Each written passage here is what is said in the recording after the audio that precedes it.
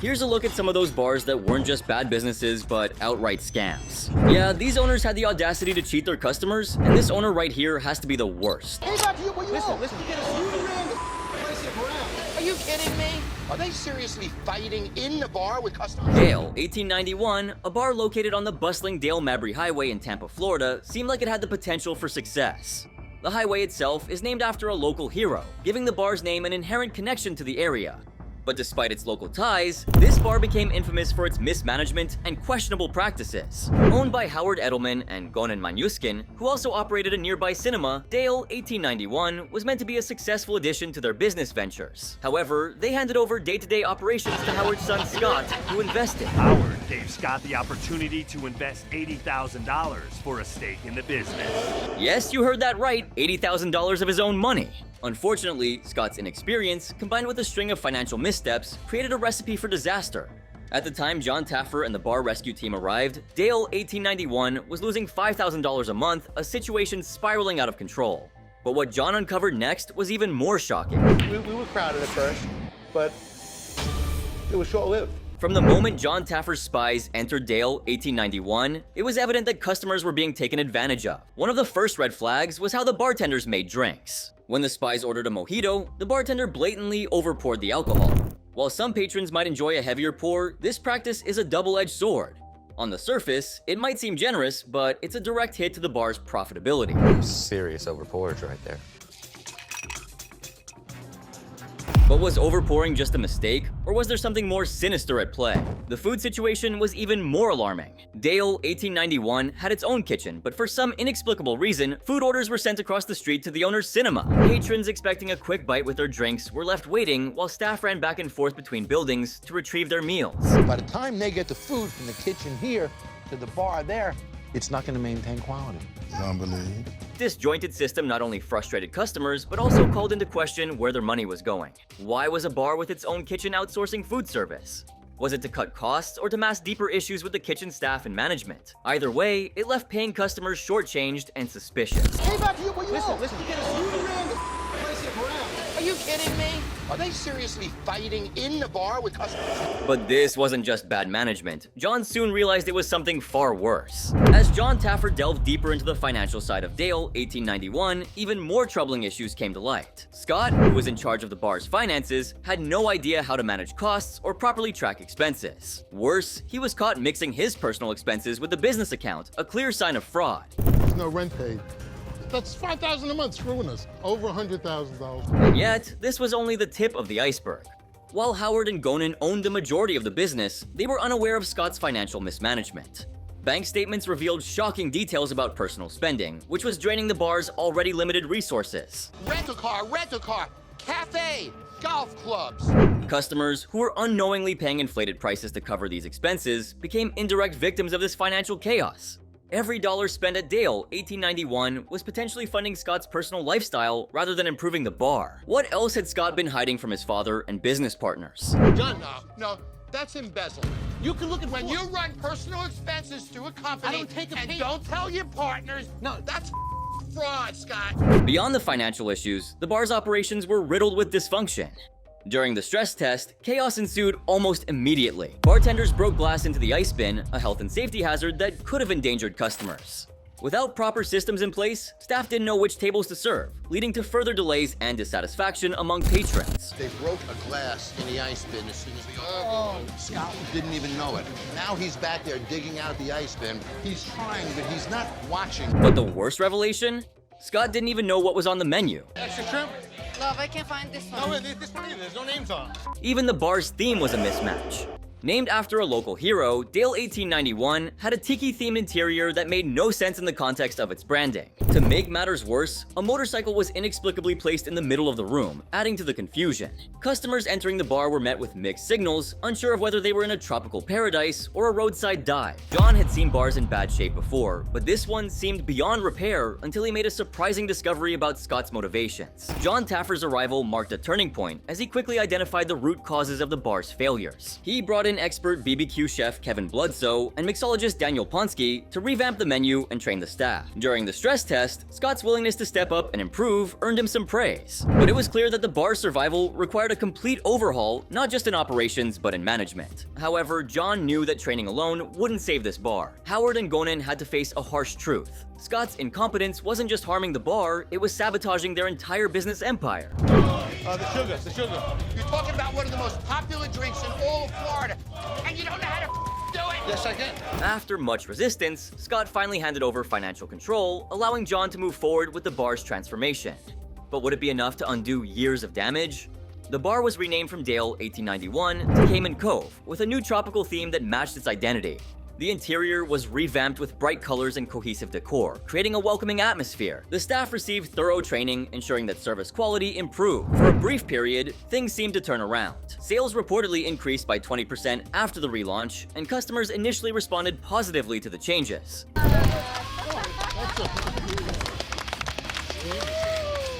But not every rescue has a happy ending. Your ego is your worst enemy. Despite the promising start, Cayman Cove couldn't escape its troubled past. While the bar stuck with its new name and theme, it eventually closed in June 2019, a little over 3 years after appearing on Bar Rescue. By the time of its closure, the bar had a 2.5-star rating on Yelp, with reviews citing poor service and management issues. The negative feedback suggested that the bar's internal problems had resurfaced, once again affecting customers who expected better. But here's the real question. Could the owners have avoided this fate if they had taken John's advice to heart? In the end, Cayman Cove serves as a cautionary tale about the importance of accountability and customer trust. From overpouring drinks to misusing business funds, the bar's practices left patrons feeling scammed and undervalued. While John Taffer's intervention provided a temporary lifeline, the deeper issues within the ownership and management ultimately led to its downfall. And for the customers who unknowingly funded Scott's mismanagement, the scars of betrayal might linger longer than the bar itself. Anyway, moving on to an even bigger train wreck.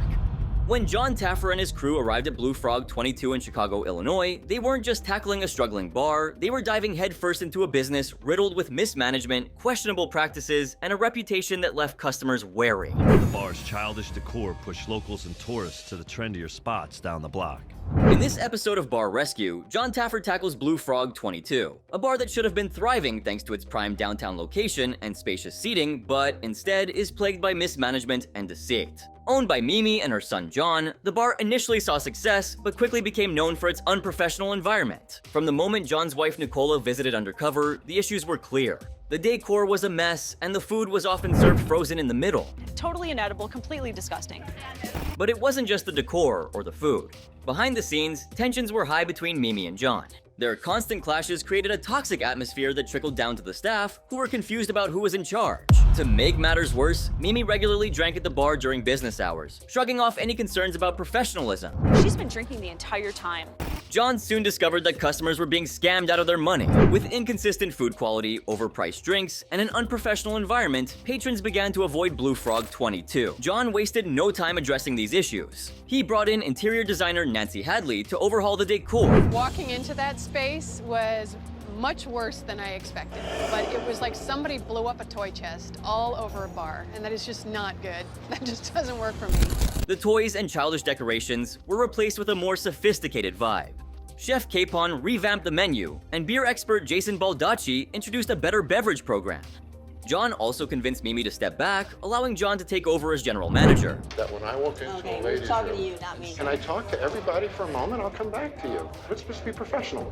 John calls the staff together with one message. The toys have to go. The team begins stripping the walls, and the childish vibe starts disappearing piece by piece. To fix the bigger issues, John brings in Chef Capon for the food and Jason Baldacci for the beer. Both waste no time getting to work, but not everyone is thrilled with the changes. John takes things further by promoting Mimi's son to general manager and asking Mimi to step back. Meanwhile, the kitchen gets a fresh start with locally sourced ingredients, and the bar gets upgraded tap handles.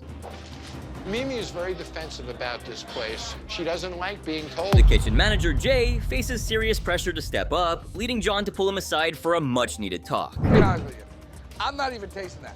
All right. That just looks a little scary to me. You know, the one item that I actually didn't even taste. Finally, the big reveal. Blue Frog 22 is gone, replaced by the local. The childishness is out, and a sleek, fresh identity takes over. But will the customers embrace it, or will the cracks start to show? Bar staff has learned how to maximize their new local beers. The bar was rebranded as The Local after the renovations, and things initially seemed to improve. Sales soared by 50%, and customers enjoyed the new look and menu. But cracks began to show when the bar kept its original name, blending Blue Frog with The Local 22. This hinted at a reluctance to fully embrace the chain. But here's what happens when the great American dream goes down the drain. In 2009, Bill Davis, a successful businessman with a vision of owning a family-run establishment, invested his entire lifetime savings into Kerry's Sports Bar in Nevada, a wildly popular yet costly venue priced at $4 million.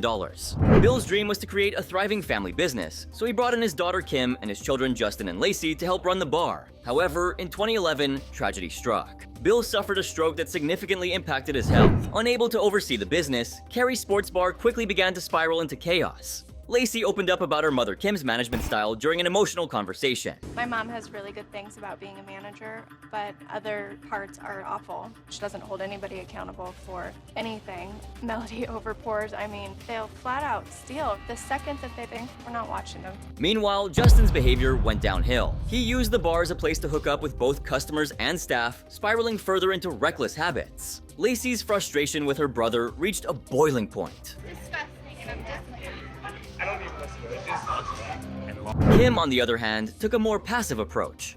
Rather than overseeing operations, she allowed staff and her children to run wild, leading to an increasingly unruly team and mounting financial losses. Kerry's Sports Bar was hemorrhaging money, with Bill losing an alarming $5,000 a month. A once popular establishment was now on the brink of collapse, and the family was desperate. In a last-ditch effort to save their dream, they reached out to John Taffer for help.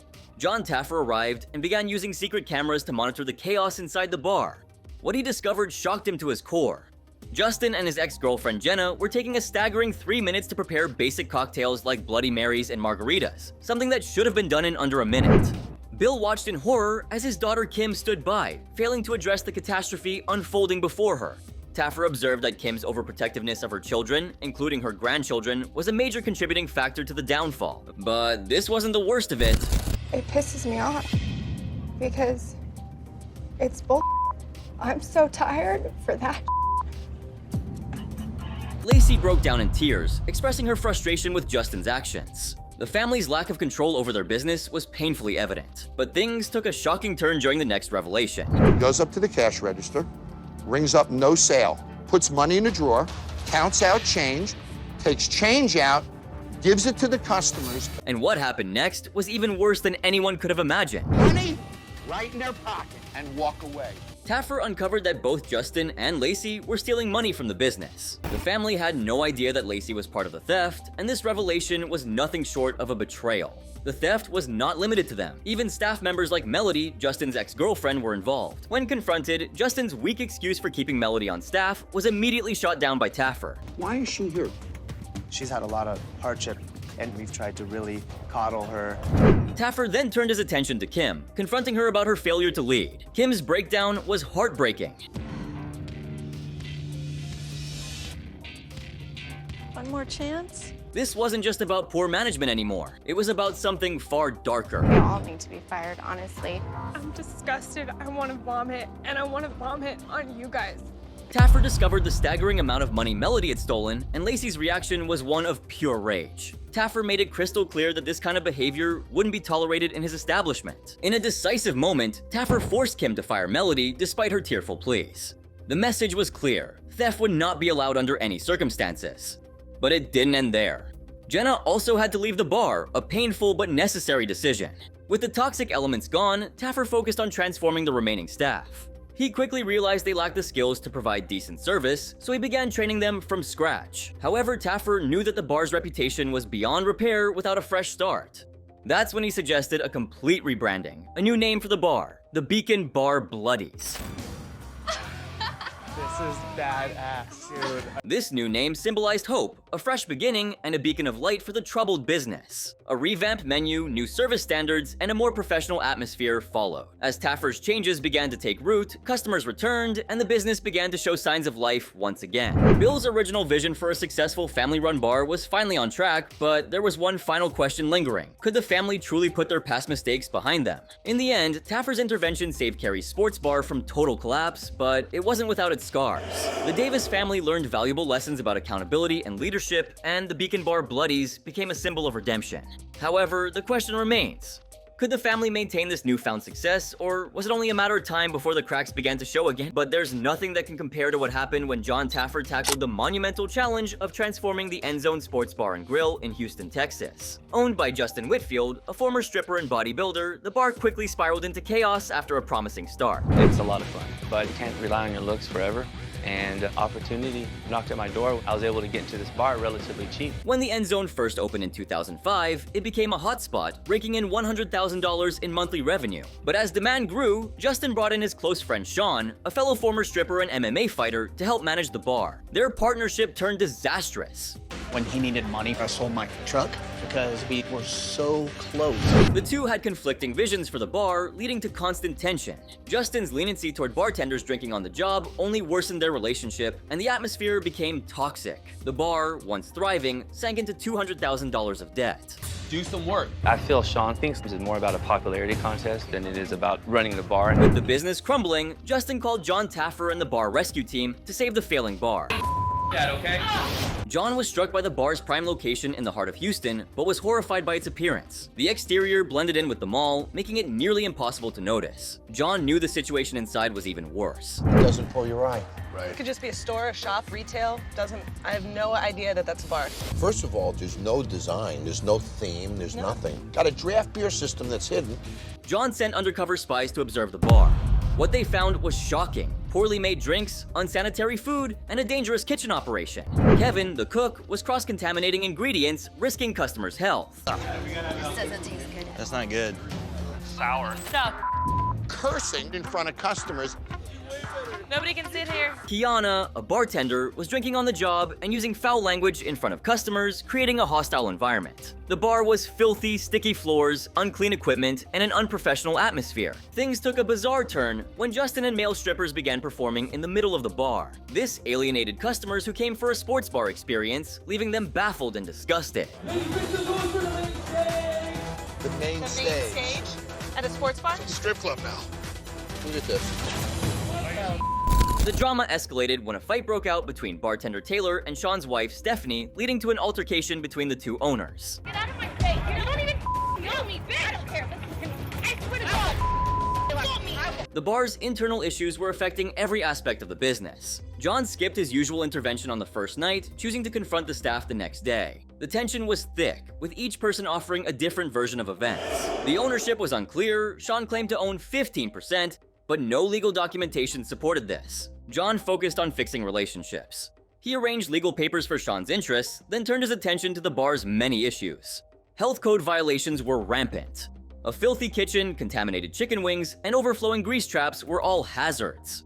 The bar was operating under false pretenses, endangering customers. Look at this oil. That looks like 90-weight oil from an engine. If I put a flash bulb on the other side of this, you wouldn't see it. Do you understand the fire hazard that this is? John and his experts, Chef Vic Vegas and mixologist Kate Gerwin, worked to fix the kitchen and bar. A stress test showed the staff's inability to handle pressure, slow bartenders, burned food, and 18-minute wait times. John called it off, but offered hope to Sean and Kevin. She's begging for a drink over there. Look at her smile. Let her know you're coming. Thank you. 2 hands. Who still doesn't have drinks? Stressed out. The next day, Sean and Kevin put aside their differences, apologizing for the bar's sake. With ownership sorted, John pushed them into focused training, teaching them signature cocktails and sports bar dishes.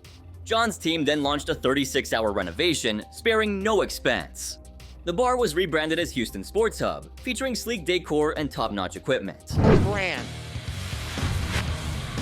The relaunch was a success, making $2,200 in just 1 hour, and sales increased by 30% in 2 months, with 100 new customers weekly. However, the success was short-lived. By 2020, the End Zone was sold, and Sean had left the business. Reviews for Houston Sports Hub turned negative, with complaints about poor service and a foul sewage smell. Oh my gosh! You've got to be kidding me. The bar was eventually replaced by Players Sports Lounge, which received better reviews. Despite John's efforts. The end zone's failure serves as a cautionary tale of how bad management, internal strife, and deceit can destroy a once thriving business. But here comes another insane episode when John Taffer visited the Brixton, a struggling punk rock bar on Austin's 6th Street. Get out! I don't go to your bar and act like a There's a nice middle finger right there. Owned by Tim and Sarah Lupa, the bar faces mounting debt, a strained marriage, and a dwindling customer base. Tim's poor attitude toward college students and younger patrons undermines their focus on customer service. Desperate to save their business and home, the couple turns to John Taffer for help. I used to drink here as a customer, had many good times at this bar. John, accompanied by his expert mixologist Peter O'Connor, wasted no time pinpointing key issues. First, they noticed the bar's unwelcoming and unattractive exterior. The facade of the bar was completely unappealing, failing to attract the attention of potential customers. We haven't really changed anything about it. Just because I thought I could come in and be sweet to people. Despite Tim's background in marketing at a Fortune 500 company, he had little to no customer interaction skills. His personality was lacking charm, and it was evident that his attitude was the biggest thing driving customers away. He failed to understand that a customer-facing business requires more than just service, it requires connection. John decided to send in his friend Clay and 2 others to go undercover. Upon entering the bar, they found it nearly empty. The patio area was uninviting, and the decor lacked personality. After ordering cocktails, Clay received an abysmal Moscow Mule and gin martini. When they attempted to return the drinks, Tim's response was nothing short of rude and dismissive. He grabbed some 10-day-old lime juice and threw it in there. It was the nastiest, sourest drink I've ever had in my life. The couple's approach was clearly not working, and the situation was dire. Inside voices, please. As tensions continued to rise, Sarah took over, and surprisingly, the drinks improved under her care. But instead of showing appreciation, Tim lashed out at her for stepping in. This only highlighted the growing rift between them. You know why? Because I didn't touch the bottle, probably. John confronted Tim about his lack of cocktail knowledge and his abrasive attitude. Sitting down with both Tim and Sarah, John pointed out the gravity of their situation. They were on the brink of losing everything, with Sarah revealing that their marriage was crumbling under the pressure. John emphasized that their decision to purchase the failing bar without any substantial changes was a huge mistake. Now, they were at risk of losing not just their business, but their personal lives as well. It's your attitude. Do you understand that? The following day, John gathered the staff to gain a better understanding of the bar's operation. To his surprise, none of the staff knew the meaning behind the name The Brixton, and Tim couldn't even explain the type of bar they were trying to run. The staff revealed that Tim frequently kicked out paying customers and constantly argued with Sarah, creating a tense and hostile atmosphere. Sarah, clearly overwhelmed, broke down and admitted that they were $100,000 in debt and could only keep the bar open for another 3 months. It's just a bar. That's about as ineffectual as you could possibly be. Peter O'Connor then assessed the bartender's skills. Tira and Alyssa stood out, demonstrating proficiency in making classic cocktails like Old Fashions and Long Island iced teas. However, Tim continued to be a liability. His lack of effort and poor attitude irritated Peter, who was visibly frustrated. Tim's behavior was a constant obstacle, preventing the bar from reaching its potential. Tim, that's annoying. The real breaking point came during the stress test. Sarah was put in charge of managing the bar, and the tension between her and Tim boiled over. Tim's inability to keep it together led to him driving away customers once again. The stress test ended up being a total failure. Despite Sarah stepping in to manage the bar with Tira and Alyssa, the chaos continued. The night highlighted that Tim and Sarah working together was a hindrance, not a help. Their dysfunctional relationship was proving to be their biggest obstacle. Who's getting mules? 5, 6, 7, 8, 9. After the disastrous test, John and Peter planned to rebrand the Brixton by focusing on signature infusion drinks to stand out. With no kitchen and limited event space, Peter trained staff to craft unique vodka and beer cocktails, aiming to create 3 specialty drinks for the new menu. However, Tim's resistance to change remained a major hurdle, forcing John to push him to embrace the rebranding. You told me, Saf, if the Brixton fails, your marriage probably fails. In a dramatic moment, Tim even painted a middle finger on the wall during the signage change. His tantrums seemed endless, but Sarah managed to convince him that the changes were essential for their future success. The pressure was mounting, and Tim was finally swayed by the realization that this could be their last chance. You told me, Saf, if the Brixton fails, your marriage probably fails. To build buzz for the relaunch, John sent Tim to a local radio station and enlisted sculptor Tommy Gregory to create an eye-catching rocket sculpture for the exterior. Highlighting Austin's growth, John emphasized the business potential. The bar was renamed Rocket Room 6, featuring modern decor, a frost rail, an upgraded patio, and a tablet system linked to a food truck to handle the food issue. It was one of Bar Rescue's most dramatic transformations. During the relaunch, customers loved the sleek look and new drinks. While there were some delays with service, the overall atmosphere improved. Even Tim stepped up, engaging with customers and creating a much more welcoming vibe. Roman Wheel Construction did all of this inside and out in 36 hours. Austin Company. Despite the rebranding to Rocket Room 6, Tim and Sarah couldn't fully let go of the Brixton. 6 weeks after John Taffer's rescue, sales rose by 17%, and the couple was expecting their first child. But in March 2020, they sold their share to co-founder Van Akens, and the Brixton closed. The bar received positive Yelp reviews in its final months. John's intervention saved their business and strengthened their relationship, enabling them to open a second location. But the question remains, was their success temporary, or did Taffer's changes secure their future? Only time would tell. Scamming customers is a whole new low, don't you think? Let us know your thoughts in the comments, and don't forget to like and subscribe for crazy videos just like this. Speaking of, this next video is a must-watch. Trust me, it's worth your time.